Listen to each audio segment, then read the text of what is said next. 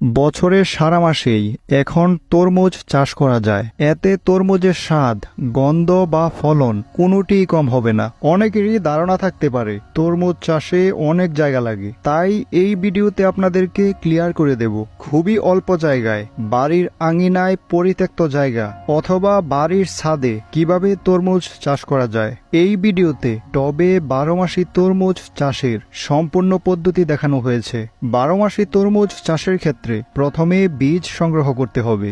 এর মধ্যে সবচেয়ে জনপ্রিয় জাত হলো স্মার্ট বয় তরমুজ, জাফরান F1 এবং ইয়েলো গোল্ড। তাছাড়া আরও অনেক জাতের 12 মাসি তরমুজের বীজ পাওয়া যায়, আপনাদের পছন্দ মতো সংগ্রহ করে নিতে পারেন।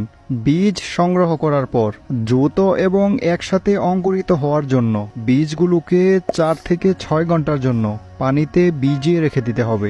এর আগে রেডি করতে হবে কোথায় বীজগুলো চারা তৈরির জন্য বপন করা হবে। এক্ষেত্রে এরকম অন টাইম কাপ ব্যবহার করা বেশি সুবিধাজনক। এখন কাপের নিচে অল্প ছিদ্র করে মাটি ভরে নিতে হবে। কাপের নিচে ছিদ্র করার কারণ হলো যাতে এর মধ্যে পানি আটকে না থাকে। পানি আটকে থাকলে বীজ পচে যাওয়ার সম্ভাবনা থাকে, অথবা চারা হলেও পরবর্তীতে চারার গোড়া পচে মারা যাওয়ার সম্ভাবনা থাকবে। মাটি ভরে নেওয়ার পর প্রত্যেকটা কাপে একটি করে বীজ দিয়ে দিতে হবে, সবশেষে পানি দিয়ে দিতে হবে। এখন কাজ হলো চারাগুলো কোথায় রোপণ করবেন সেটা নির্ধারণ করা। এক্ষেত্রে এরকম কাঠ দিয়ে তৈরি করলে খরচ সবচেয়ে কম হবে, অথবা আপনারা ইচ্ছে করলে বস্তাও ব্যবহার করতে পারেন। এখন মাটি তৈরি করতে হবে। টবে চাষের ক্ষেত্রে মাটি তৈরি সবচেয়ে গুরুত্বপূর্ণ, কারণ এই অল্প মাটি থেকেই গাছ প্রয়োজনীয় খাদ্য গ্রহণ করে ফলন দেবে। 60% মাটি, 30% বার্মি কম্পোস্ট এবং 10% ধানের তুষ অথবা ছাই,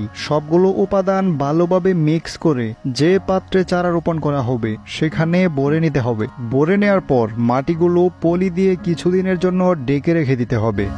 প্রায় 7 দিন পর চারাগুলো রোপণের উপযুক্ত হয়ে গেছে, তাই চারা রোপণের জন্য পলিথিন কেটে নিয়ে জায়গা করতে হবে। এক্ষেত্রে চারা যেন বেশি ঘন না হয়ে যায় সেদিকে খেয়াল রাখতে হবে। চারা রোপণ শেষে পানি দিয়ে দিতে হবে। আজকে চারা রোপণের 1 সপ্তাহ হয়ে গেছে। এখন চারার গোড়ায় কিছু জৈব সার দিয়ে দিতে হবে।